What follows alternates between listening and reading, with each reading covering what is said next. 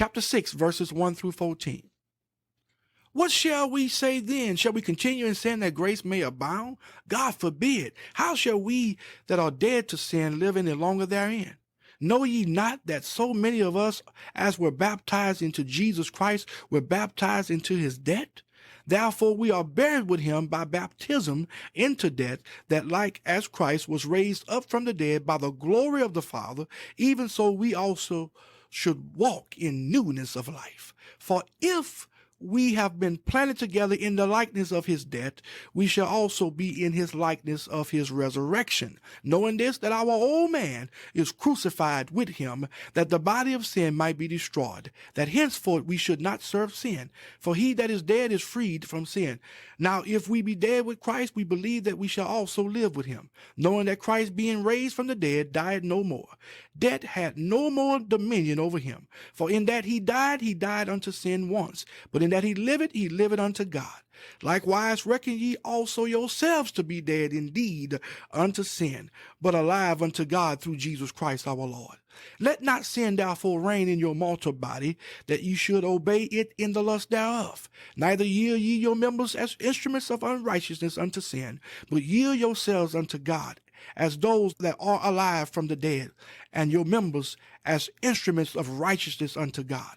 For sin shall not have dominion over you, for ye are not under the law, but under grace.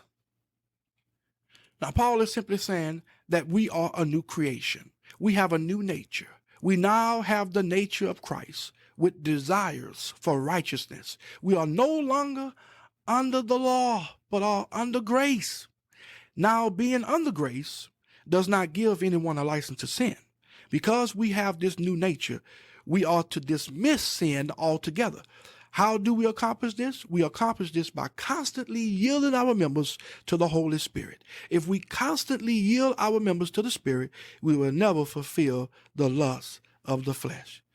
Oh, that's awesome news. All right, let's look at verses 15 through 23. What then? Shall we sin because we are not under the law, but under grace? God forbid. Know ye not that to whom ye yield yourselves servants to obey, his servants ye are to whom ye obey, whether of sin unto death or of obedience unto righteousness? But God be thanked that ye were the servants of sin, but ye have obeyed from the heart that form of doctrine which was delivered you. Being then made free from sin, ye became the servants of righteousness. I speak after the manner of men because of the infirmity of your flesh. For as ye have yielded your members servants to uncleanness, and to iniquity unto iniquity, even so now yield your members servants to righteousness unto holiness. For when ye were the servants of sin, ye were free from righteousness. What fruit had ye then in those things whereof ye are now ashamed? For in the end of those things is death.